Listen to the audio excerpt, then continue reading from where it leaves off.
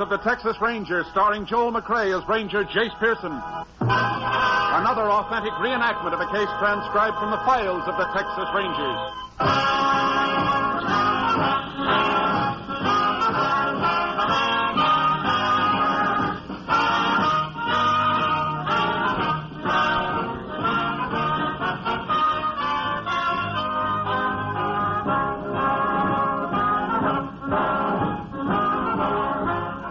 Names, dates, and places in the following story are fictitious for obvious reasons. The events themselves are a matter of record.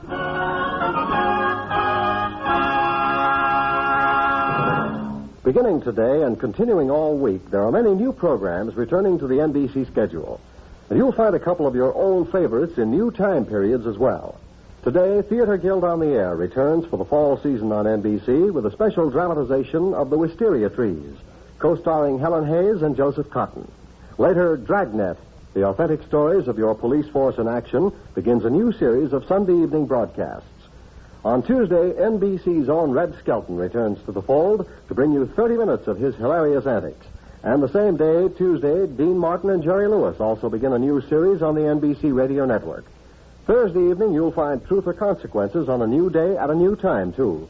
So better check your local newspaper for the correct time of all these wonderful programs on this NBC station.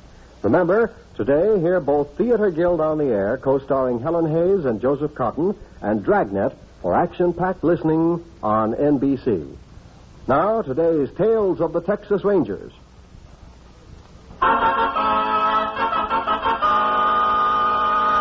And now, from the files of the Texas Rangers, the case called Drive-In.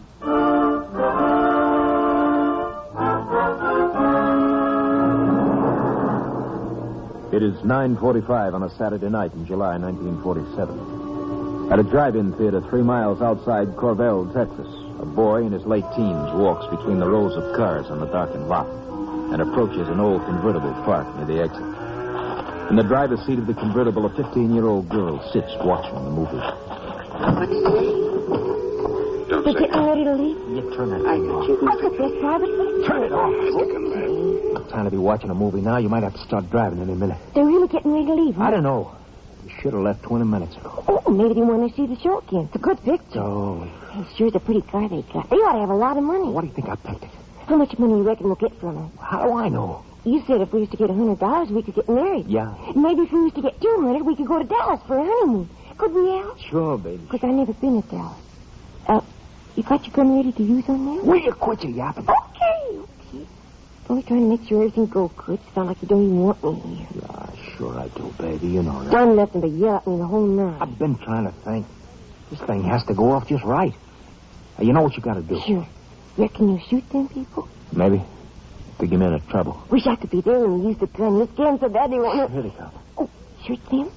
They're watching the car, haven't they? That's just exciting. I can hardly wait. Now, don't forget, baby. Pick me up that spot I showed you. And remember, don't drive too close behind us. Okay. Hey, mister! Mister!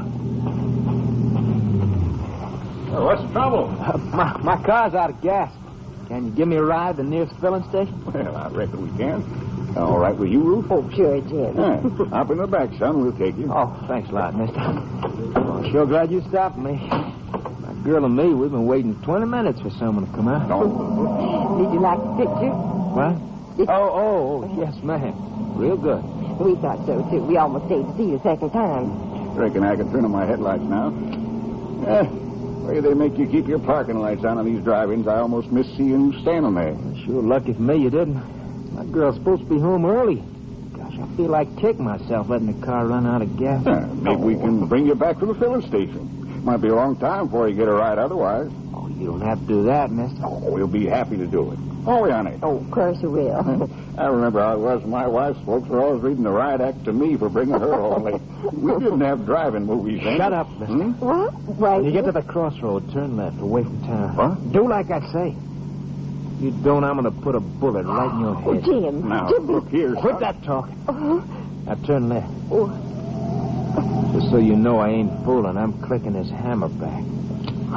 You hear it, mister? What is it you want? You find out. You won't get away with this, son. I told you to quit talking. You're making a big mistake. Why don't you... Shut up! Jim, don't argue with him. Do what he says, please. He's right. You want to live, you do just what I say. Now drive faster. I said faster.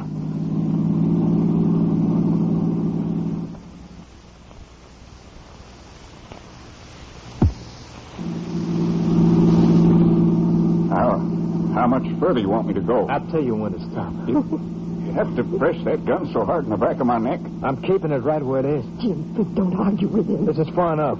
Stop. Now we're all getting out. Out this side, lady. Young, I still got this gun cocked, mister. Now throw your wallet and purse into the car, both of them. Jim. Throw them in, I said. Okay. Now start walking down the road. You look back once and I'll plug you. Now, just hold on my arm, honey. You'll be all right. Keep walking.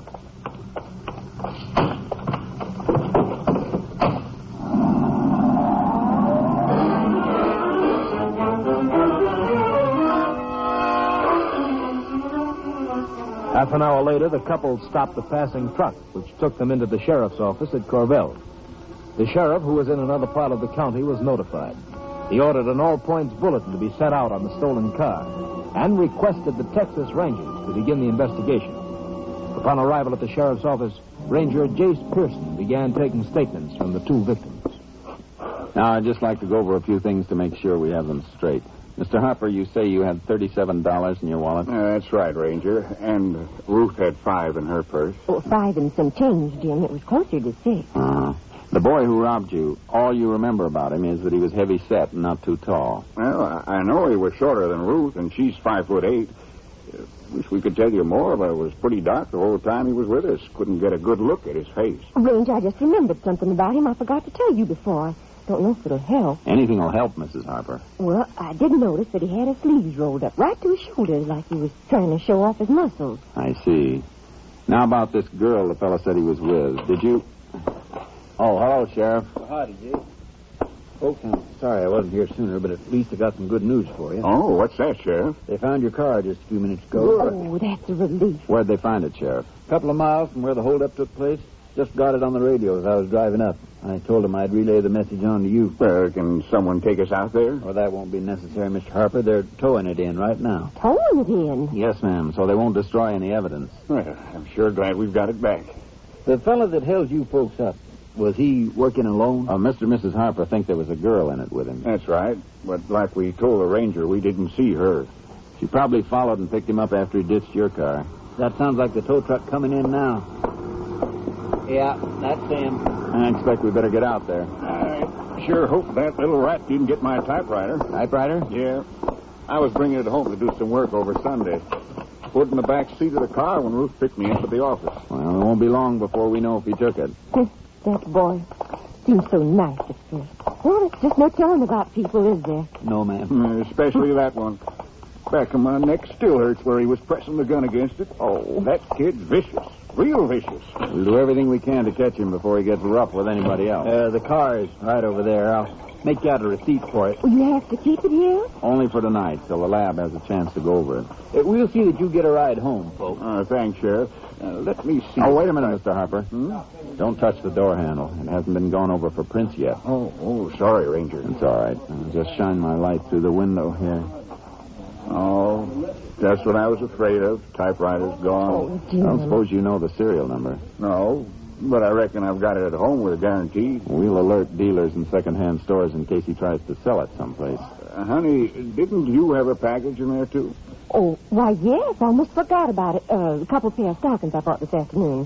Where'd you buy 'em, ma'am? Herger's dress shop. You mind telling us the brand and size? They were Mo Judd, size 10.5 long. You know if any other place in town carries that brand of stocking? No, I'm sure they don't, Ranger. Thanks, ma'am. I reckon we can let you folks go home now. Mr. Harper, will you phone us as soon as you find out that typewriter number? Sure will, Ranger. I'll get my deputy to give you a ride. Sandy, would you take Mr. and Ms. Harper home in your car? Thanks. Come on, honey. Oh, I'm sure be glad to get home. What do you want to do tomorrow, Jace? Check with the manager of the drive-in theater? Yeah, I'd also like to talk to the owner of the shop where those stockings were bought. Now, Jace, I can understand why you wanted that typewriter number, but why did you want to know all about the stockings? It's just possible that the girl in that hold-up team will come in and try and exchange the stolen stockings for a different size. She wouldn't have to change them if she wears the same size as Mrs. Harper. I don't think she does. The boy who robbed the Harpers is short. From what they said about him, I doubt if he's the type who'd go with a girl taller than he is. Certainly not one as tall as Mrs. Harper. Well, suppose the girl is short. She could still take a large stocking size. Yeah, but the ones Mrs. Harper bought were 10.5 long. Nobody but a tall person would want to wear them.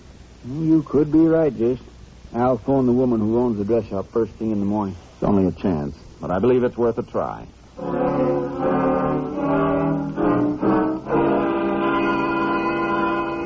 The following morning was Sunday. The lab crew had completed its work and found nothing that would help us.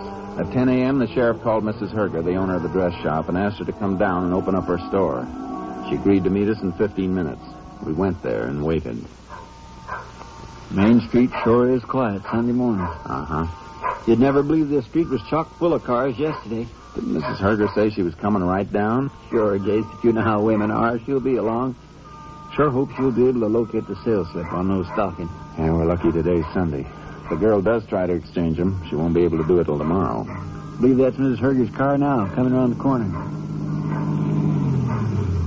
Yep, that's her. Hello, Sheriff. Well, howdy, Miss Herger. Oh, excuse me for being late.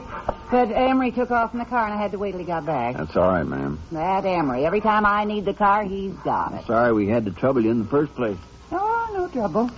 You wanted to see the sales slip I made out for Ruth Harper on those stockings. Is that right, Ranger? Yes, ma'am. Well, let's go in the store. Let's see, where's that key? Yeah.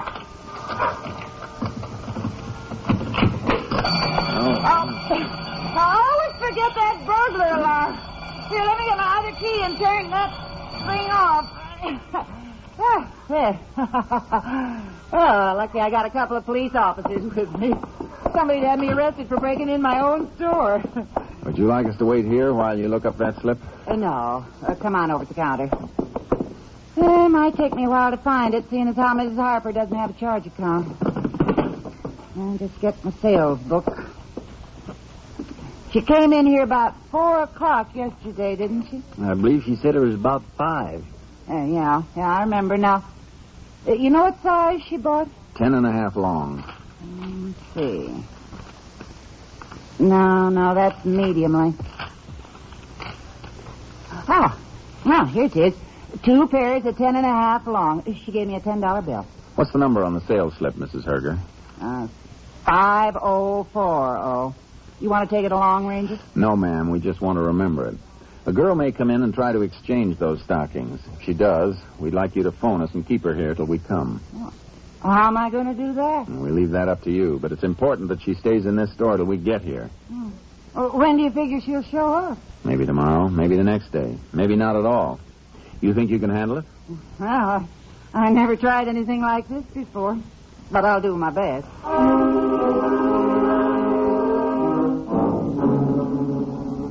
When we left Mrs. Herger's store, we went to see the manager of the drive-in theater. He didn't recall seeing anyone who answered the vague description of the boy which the Harpers had given us. But he did tell us the names of a number of people who had been at the theater the night before. We questioned them, and several remembered seeing a boy with his sleeves rolled up to the shoulders. He'd been with a young girl in a convertible. We took statements from these witnesses. Around 2 o'clock on Monday afternoon, we had them come into the sheriff's office to sign their statements. Here you are, Mr. Hammer. Thank you. Sign all 6 copies, please. Miss Lindsay, here's your statement. Would you show her where to sign it, Sheriff? Sure, Jace. I'll get it. No. Ranger Pearson. This is Mrs. Herger.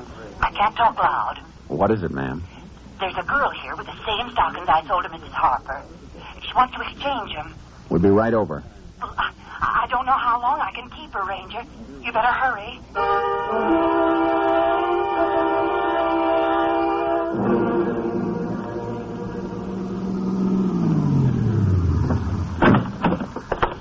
There's 3 girls in there, Jace.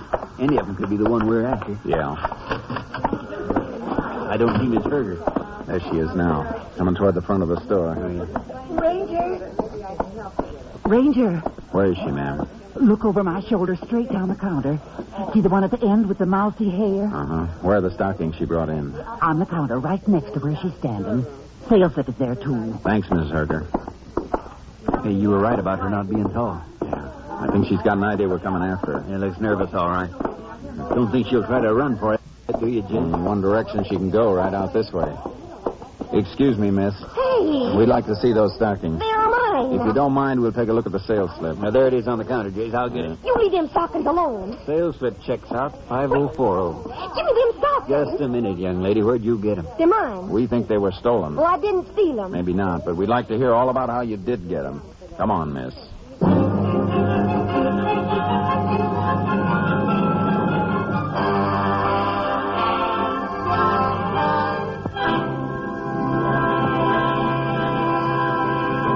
In just a moment, we will continue with Tales of the Texas Rangers, starring Joel McCrea as Ranger Jace Pearson.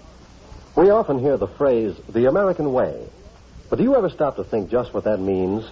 Of course, it means many things. Our traditions of freedom, our democratic government, and our system of justice. But a fundamental part of the American way is our economic system. Our economic system is not perfect. That's a simple historical fact. But the American economic system has brought greater material means for happiness to more people than any other system the world has ever known.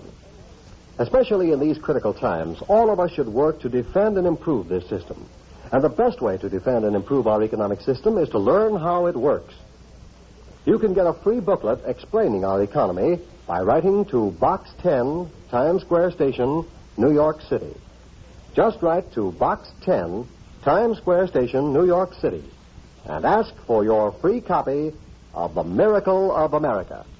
Now back to Tales of the Texas Rangers.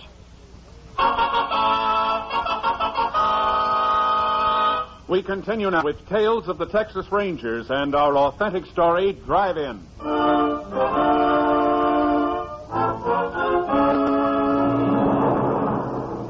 We took the girl with us.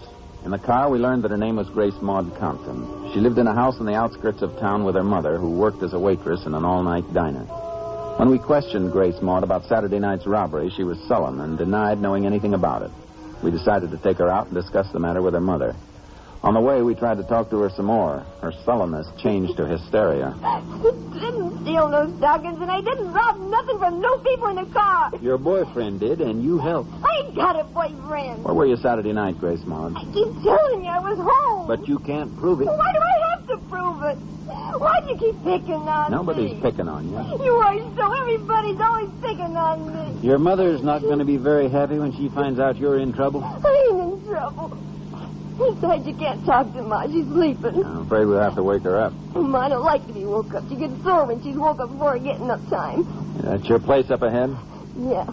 Nice little house. That dump. Bet your ma works hard to keep it up that nice. Don't start preaching on me. Everybody's always preaching at me. Go ahead, Grace Maud. I ain't going in there. I ain't. Come on. No. She'll start yelling at me. She'll pick on me just like you're doing. Come on, let's go. No. Oh. Now, look, Grace Maud. If you haven't done anything, you don't have to be afraid.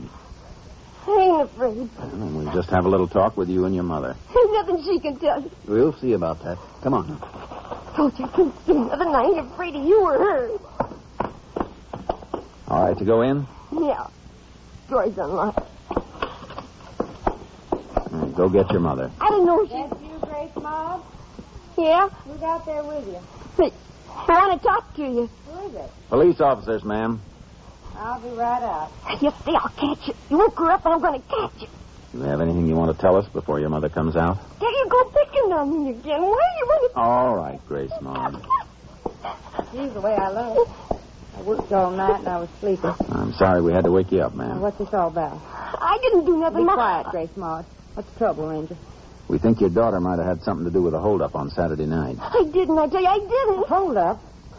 What makes you think Grace Maud's mixed up in anything like that? She tried to exchange a couple of pairs of stockings in the store in town today. They were stolen along with some money and a typewriter. But I didn't steal. Don't let him tell you I stole them, Ma. You be quiet. Are you sure they were stolen? There's no doubt about it, ma'am. Well, I tried to bring her up right. I haven't been with her as much as I should be, working like I do nights. But I can't believe she'd do anything real bad. I didn't, Ma. We think she helped her boyfriend in the robbery. Boyfriend? You've been going out with that Al again? No, I thought Ma. I told you to stay away from him. I ain't seen him in a long time. I swear I ain't. What's Al's last name, Mrs. Compton? I don't know. He works on one of the ranches near here. I didn't like the way he acted with Grace Maud. He's too old for her, been around too much. Well, she's just a kid. I ain't a kid. I'm already grown up. You're too young to be running around with men. Well, you go around with men, don't you? Hey, you... If I ever hear you talk to me like that again, I'll slap your head off. You hear me? You hear? There you go. You're picking on me again. What's Al's last name, Grace Maud? You're lying. I'm not. I don't know his last name, and I ain't been out with him. Maybe not, but you're not going out of this house again at night until I tell you. Oh, that ain't fair. You promised me I could go to the double feature I don't tonight. care what I promised. You're not going. Oh. I'm sorry, Ranger. You wanted to ask me some questions? Mrs. Compton, we don't want to hold your daughter if she's innocent. But she hasn't told us where she got those stockings. We hoped you'd make her understand how serious this is. Grace Maud, I want you to tell me the truth. Where'd you get those stockings? Where did you get them? I want the truth. I found them Where'd you find them, Grace Maud? on the street outside the drugstore. Why didn't you tell us this before? Because I know you'd think I stole them. Are you telling the truth? Sure, I'm telling the truth. That's what I get for trying to be nice. Nice. What you talking about? I was going to give them to you for your birthday. I found the stockings. They're too big for you, so I was trying to change them for your size. You sure you weren't getting them for yourself? No, I wasn't. I was just trying to surprise you. I never have no money to buy you a decent present. Well, you might if you got a job once in a while. All I was trying to do was give you something nice for your birthday, and nobody believes me. Grace Maud, were you really going to give me those stockings? Sure I was. And something else you don't know. I've been looking for a job. All last week I was looking. Grace Maud, Ever since I found them stockings this morning, I've been thinking how you were going to like them. You don't have no pretty stockings. You don't even believe me. I don't know, Ranger. I think she's telling the truth. I am. I think she is too, Mrs. Compton. Looks like we could have made a mistake. Well, you had no way of knowing. We didn't mean to cause either of you any embarrassment. Forget it, Ranger. Grace Maud, I'm sorry I yelled at you before. I appreciate you thinking about my birthday. I'll get you something real nice. You just wait. Ma? Yeah? Can I go to that double feature tonight? I promise I won't ask you to go again until I get a job. Can I, Ma? Well, all right. I'll drop you on my way to work. Oh, gee, thanks, Ma. I reckon we'll be going, ma'am. Come on, Sheriff. Bye, Ranger. Bye, Grace Maud.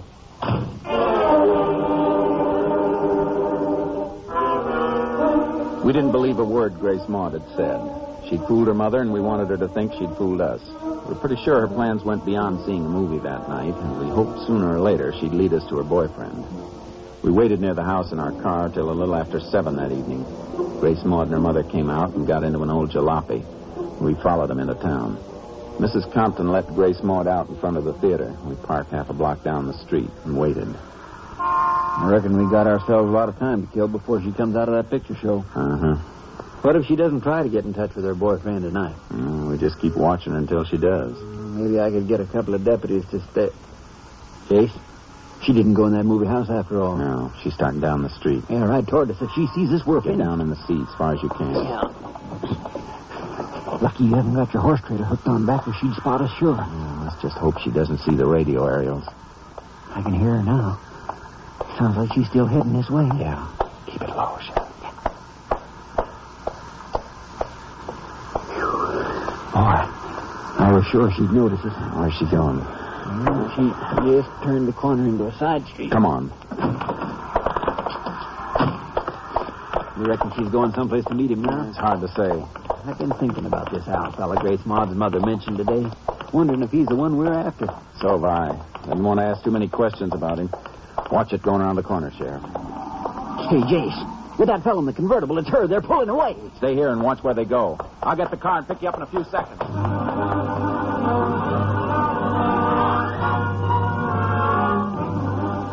By the time I picked up the sheriff, the convertible was out of sight. The sheriff thought they'd headed toward the main highway leading out of town. He was right. We spotted them just past the town limits. After 3 miles of hard driving, we began to gain on them. 5 minutes later, we were 100 yards behind the convertible. They see us, Jace. He's stepping it up a little. That's just what we're going to do. Want me to try a shot at their tires? I don't think so. We'll pull alongside of them. We're making it. Yeah. Yell at him to pull over. Pull over, you! Pull over to the side. Don't be crazy, Copper. Watch yourself. He's going to shoot. That dirty little... Hang on, Sheriff. We'll force him over.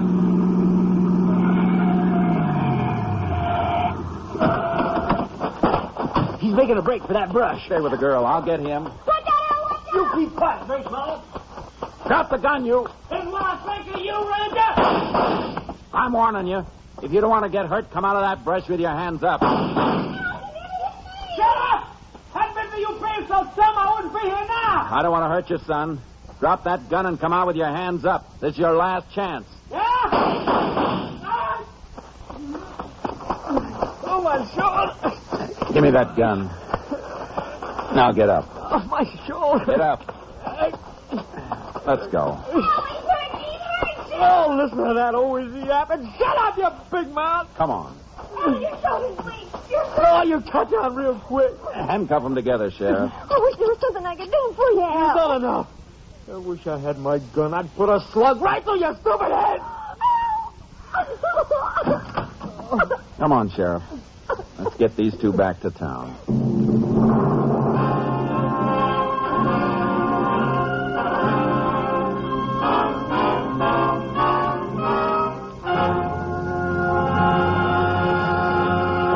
In just a moment, we will tell you the results of the case you have just heard. NBC means comedy.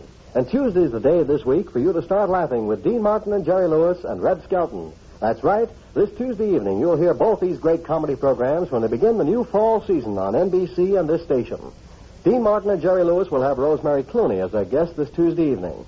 And Miss Clooney will sing her popular version of Botcha-Me. Red Skelton promises a visit from Junior, the mean widow kid, and Deadeye, America's favorite cowpoke. Thursday evening, don't be surprised when you hear Truth or Consequences, for this popular program has switched days and is now a regular Thursday evening feature on the NBC Radio Network. And today, Sunday, there's more big news for listeners. Theater Guild on the Air returns today with Helen Hayes and Joseph Cotton co-starred in the Theater Guild production of The Wisteria Trees. Another important program note is this one. Dragnet has moved to Sunday. Yes, hear Dragnet tonight on NBC. Now back to Tales of the Texas Rangers.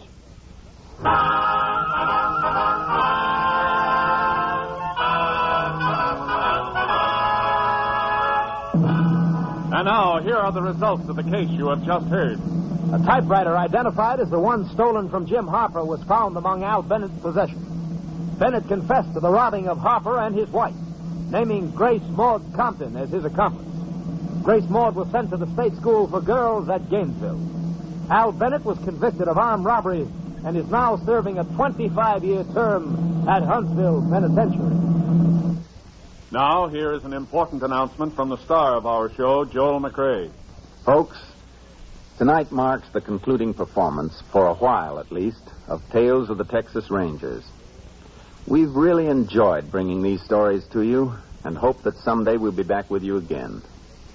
To NBC and its affiliated stations, to Colonel Homer Garrison, Jr., Chief of the Texas Rangers, to Captain M.T. Lone Wolf Gonzalez, our technical advisor, and to all the Texas Rangers and members of the Department of Public Safety, our grateful thanks.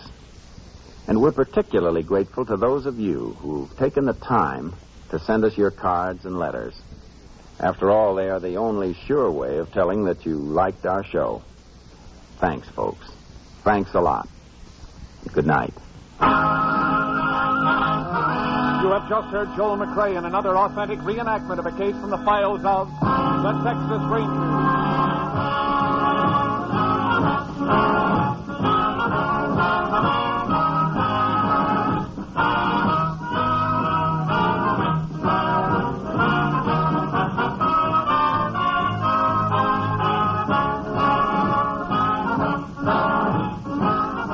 Technical advisor was Captain M.T. Lone Wolf Gonzalez of the Texas Rangers. This story was transcribed and adapted by Charles E. Israel, and the program was produced and directed by Stacy Keith. Hal Gibney speaking. Tonight, attend the premiere of Theater Guild on the Air over NBC.